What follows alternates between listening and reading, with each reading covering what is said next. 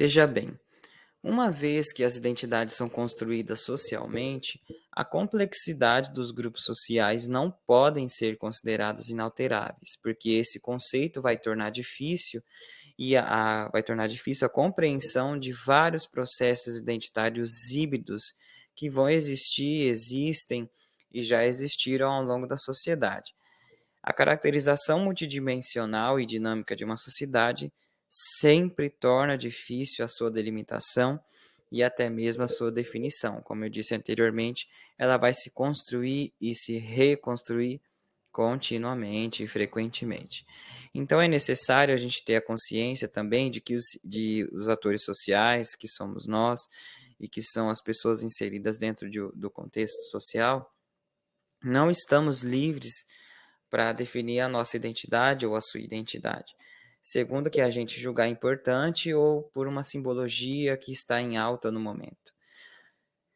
Diante disso, dessas afirmações, a definição de uma identidade ela deve levar em conta, né, a condição social, a relação de poder entre os grupos e também os movimentos de outros grupos. Coisas que estão acontecendo dentro de outros contextos sociais que vão nortear a identidade e vão influenciar a identidade de um determinado grupo. Daí a identidade ela vai ser construída e desconstruída de acordo com as condições de vida social.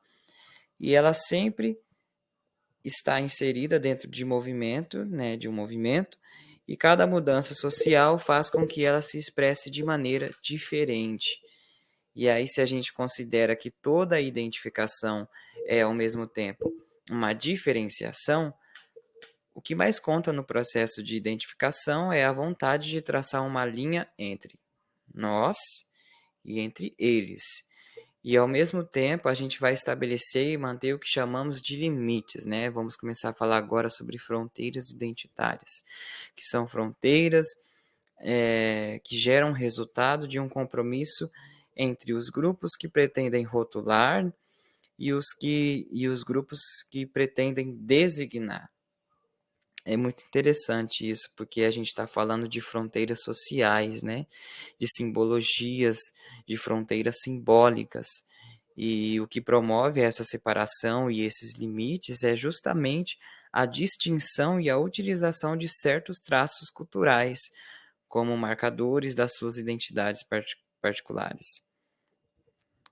E tendo em conta uma identidade, por exemplo, etnocultural, que usa parte da cultura, a mesma cultura possivelmente será processada de maneira diferente, né, por outros grupos sociais. E vão ter várias outras formas de identificação na mesma cultura. Por isso que a identidade ela se reconstrói e se constrói continuamente, e ela não pode ser definida e nem ela, na verdade não é que ela não pode, né? A identidade ela não consegue se definir precisamente. Porém, as fronteiras elas são passíveis também de mudança. E qualquer que seja a mudança ali no setor econômico, no setor social ou político, ele vai sim poder ocorrer deslocamentos nas fronteiras identitárias também. E essas fronteiras elas devem ser entendidas como uma delimitação social, que também são suscetíveis a renovações frequentes, assim como as identidades são. Daí, considerando que esse estudo ele reforça a relação entre a experiência cognitiva e a relação consigo mesmo, esse estudo ele reforça que a experiência cognitiva e a relação consigo mesmo é um fruto de uma estrutura intersubjetiva da identidade pessoal. Nós, os indivíduos, vamos nos constituir como pessoas apenas porque, do ponto de vista do consentimento, do encorajamento dos outros, nós aprendemos a nos autodenominar seres humanos com certos atributos e também com certas habilidades.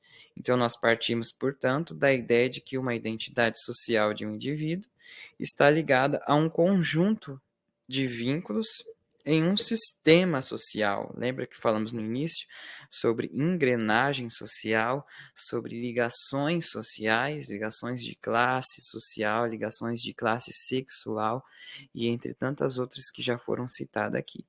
Ou seja, é a identidade social que vai possibilitar um indivíduo se localizar e ser localizado socialmente, como também ali é uma construção de relação entre um sujeito deliberadamente é, é a perdão, gente, é a construção da relação que permite um sujeito se construir com a sociedade. Sendo assim, é uma construção em contraposição às outras e também a partir dos objetivos delegados pelos grupos sociais.